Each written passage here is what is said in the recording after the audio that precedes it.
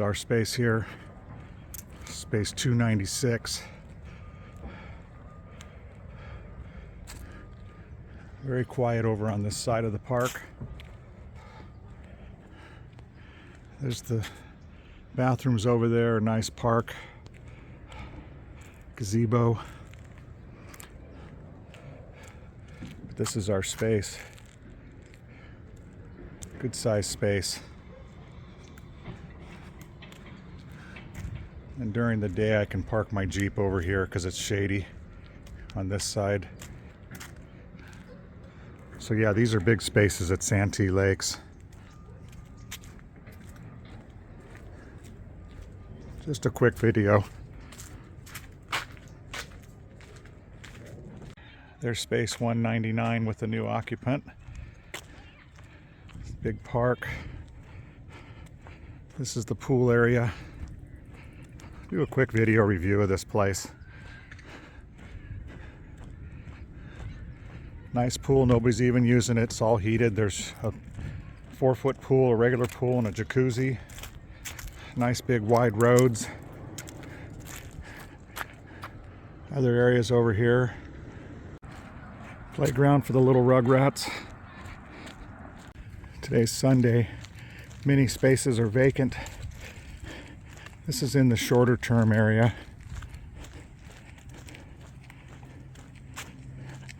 Some of these have little covers above the benches. This is another section of the park for more long-term stays, but people in smaller rigs. And then over here is another bathroom facility.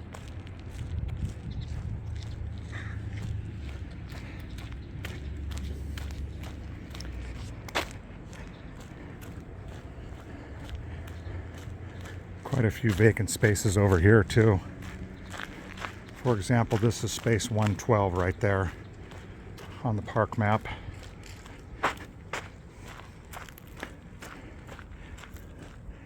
Wife and I are going on a 4-mile walk to the front gate and back, which is 2 miles each way. It's a neat little bridge over a seasonal creek that's dry.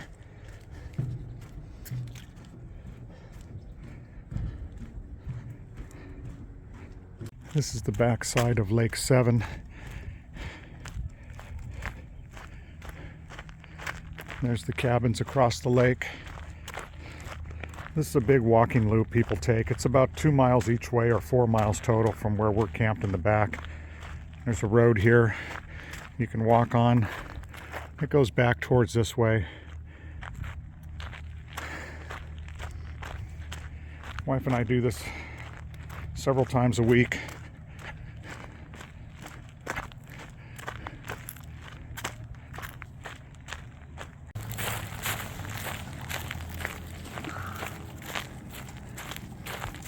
This is Lake 6.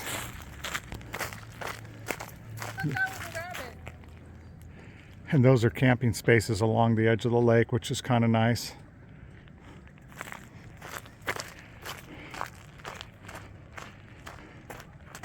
Both this lake and the lake that we just passed a minute ago are for campers only, fishing. A lot of the people that camp along the side, they just fish right from their space.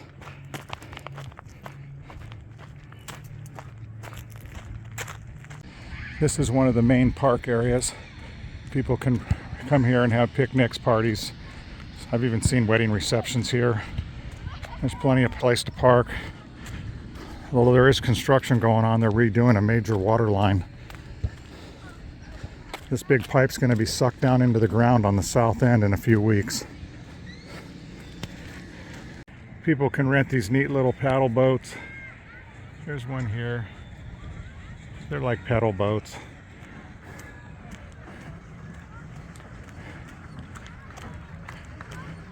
A lot of fun for families with kids.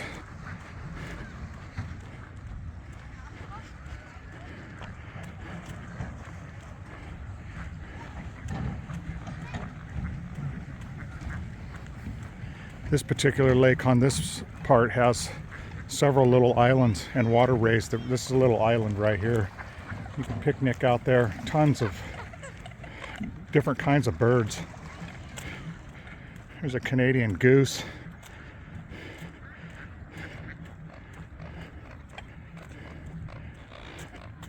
Big old Canadian goose there.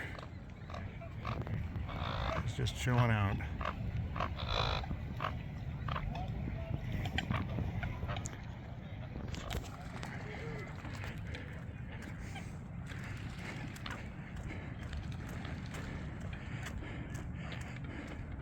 Seems to be quite a few bass in this particular lake.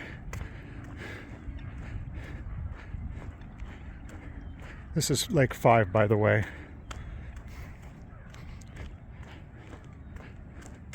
And now we are definitely outside of the camping area now. This is all day use. My wife way up ahead as usual.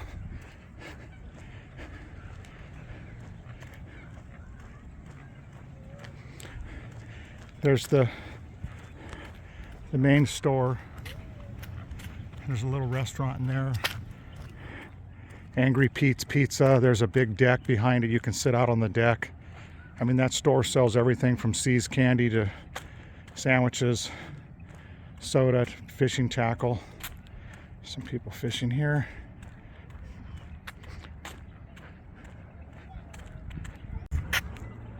This is Lake 4. There's the back side of the big deck for the restaurant. It's like a snack bar area. But you can sit out there and eat burgers and fries. Lots of birds here. We've been seeing some unusual ducks here too. Here's kind of a neat one. It's not all that common.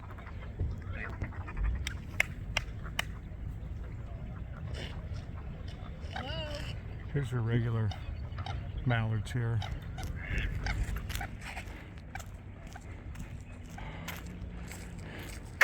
And this little oddball, we've seen him for a couple weeks. He's just a gray and white goose.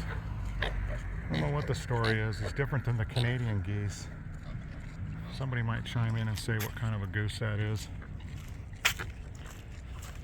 The rest of these are just mallards and cormorants, different kinds of birds.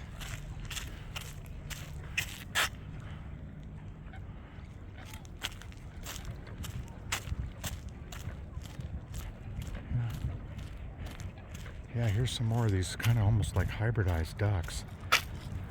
I don't know if they're mating with the mallards or what, but they're unusual, almost like a wood duck.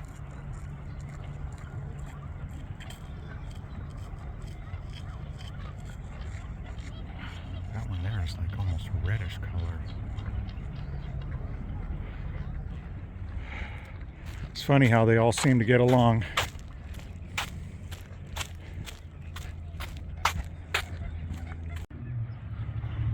By the way, this store is also where you check in after you come in the front gate.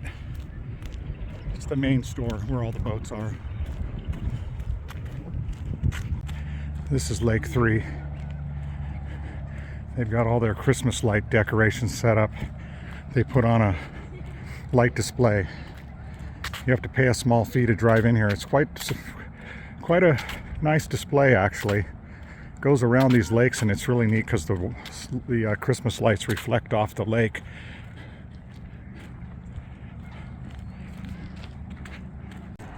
This is Lake 2 that goes underneath Mast Boulevard, the bridge over Mast.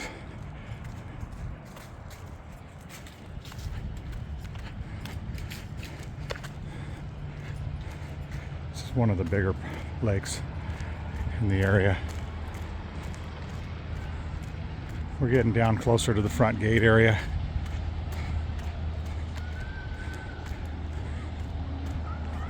Again, this is Lake 2. It's another big playground. And then there's Lake 1. This is kind of a main public area. There's a big parking lot here. You can see all the stuff for the Christmas lights along here. Lake 1 is also pretty big. It's a big party gazebo.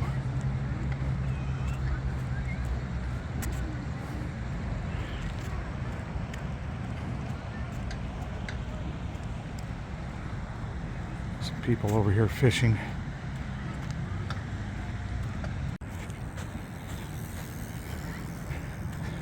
The always busy front gate. More restrooms. There's cleaning stations for cleaning your fish in these different areas, which is really nice, and they keep them spotless. They're all stainless steel tables. They have running water. Here comes some RVers now pulling in. But yeah, this is the main gate coming into the lake. This is the gate you want to come in with your RV down here at the road off of Fanita Parkway. You do not want to follow your GPS and go all the way up Fanita Parkway, because it'll take you into the long-term gate, which is really tight. And if you're in a big rig, you'll get stuck. This is Lake 1. This is part of the nice walkway that people can use around the lake. Like I said, it's from the very back of the park to the front. It's about 2 miles. So it's a 4-mile walk. We try to do this every day, but some days we miss. My wife's way up there. Takes her walking very seriously.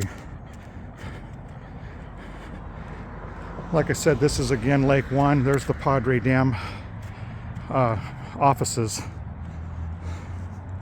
Padre Dam Water District, they own these lakes. I think they were built in about 1965, somewhere around there, and they keep this park really nice and clean. And there's security all night. Haven't heard about anybody getting anything stolen here. Anyway, here's a fisherman down here. We're on our way back now, so I just thought I'd do a little review of the park, of all the lakes and the facilities. This place probably warrants it. The saddest thing is it used to be fairly cheap to stay here long term, and now it's like $2,100 a month. As recently as 2 years ago, it was only about $900 to $1,000. We don't know why they've raised the prices so much, but it is what it is. Anyway, I'll stitch all these together and make it into one video. This is one of the nice walkways on the way back. They're all kind of free-formed. We're under the Mass Boulevard Bridge.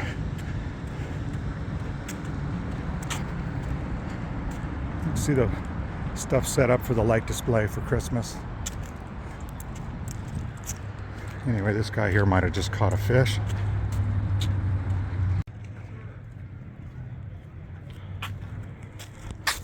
Here's one of the nice little fish cleaning stations they have here. You can come here and clean your fish. Kind of nice.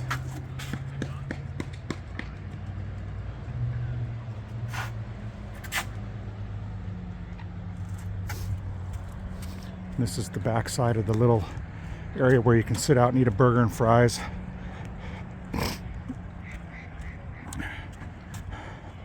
Main store. They sell beer here and stuff, which is kind of neat.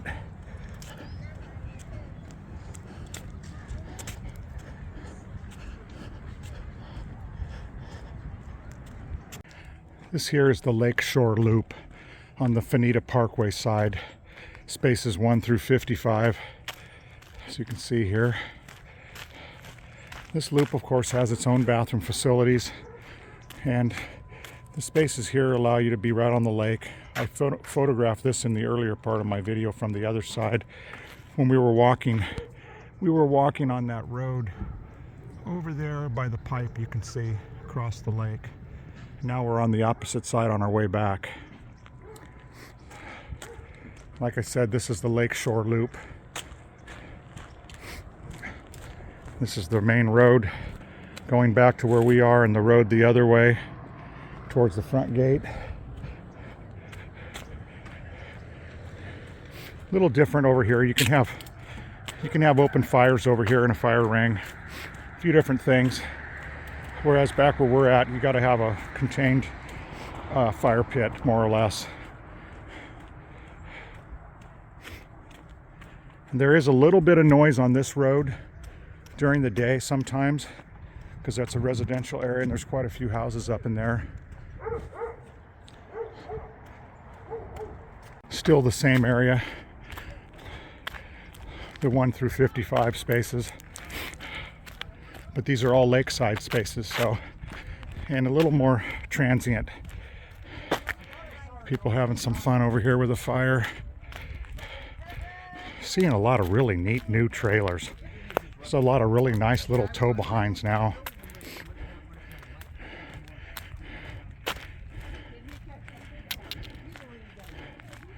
It's a North Trail ultralight. These are the floating cabins. There's 3 of them over here. Nice little cabins you can rent. They actually float on the water and they have their own little dock and they come with a little boat. And then these are the lakefront cabins, 4 through 10. And you can come up and park right next to your cabin. It's just south of the Mulberry Loop, so here's some of the cabins here. And this is the Mulberry Loop, 51 or 56 through 100. And this area here is always busy. Here's the gate to get out for the full-time people. You have a little keypad right here. You get a code every week and you can get out of the park by going right out on the road here. And then here's the entrance on the other side that I recommend you do not try to come in. We made the mistake on our first day here of trying to come in this way because our GPS took you, but you can see the curves in the road out there. We would have never made it in, and we ended up in this neighborhood up here with a 45-foot motorhome towing a Jeep. It was one of our first kind of scary experiences, but my wife quickly got on Google Earth and figured out a way through this neighborhood, and we were able to go back down to the entrance near Mast Boulevard. Anyway, here's the dump stations if you need to dump. Although most of these spaces in here have sewer hookups. Breathing a little bit. I'm on my 3rd mile now. Anyway, now I'm walking back towards the long-term areas in the back of the campground.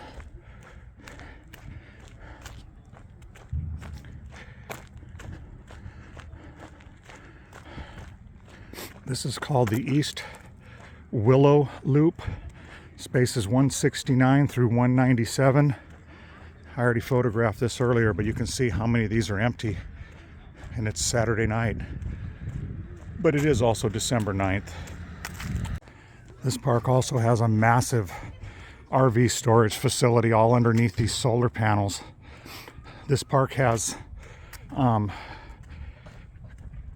did it say? I think they said 2 or 3 acres of solar that provides over 50% of the park's electricity.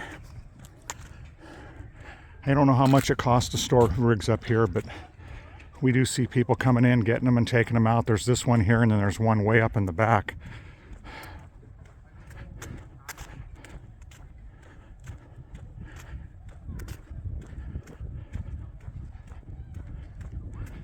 Anyway, hopefully this will be helpful for anybody wanting to come to Santee Lakes. Kind of get an idea. The biggest nuisance is all the leaves dropping, getting on top of your rig, getting stuck in your awnings. But that's all right. These are all beautiful sycamore trees.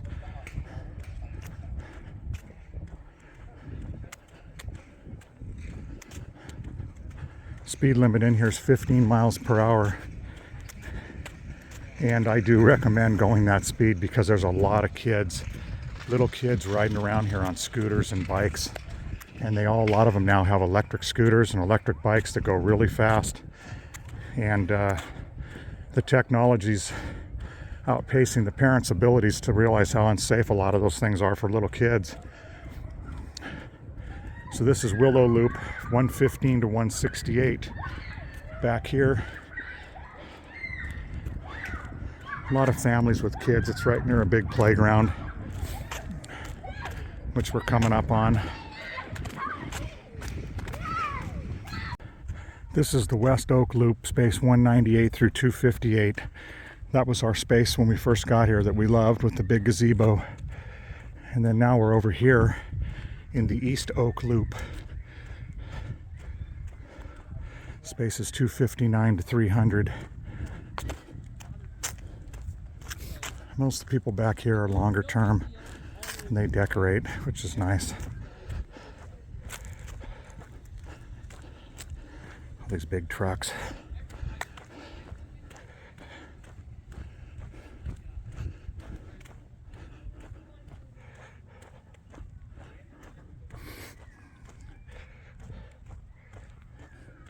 As you can see, it's a little quieter over here. Most of these people are longer term like us.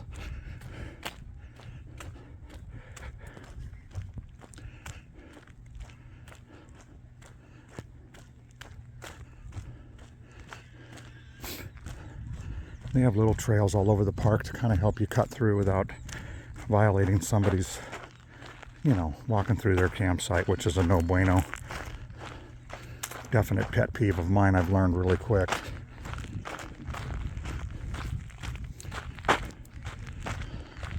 This is our row up here, which is filled up a little bit for the weekend.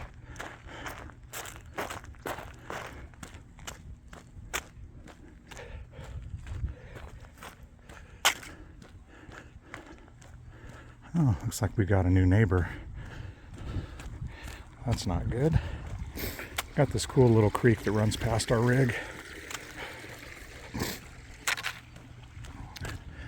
Yeah, we got a new neighbor in a big old, oh my God, look at the size of this fifth wheel by Jayco. My goodness. I'll have to talk to them later. I love looking at these new rigs, all these new brands. And anyway, here we are. Have a good evening.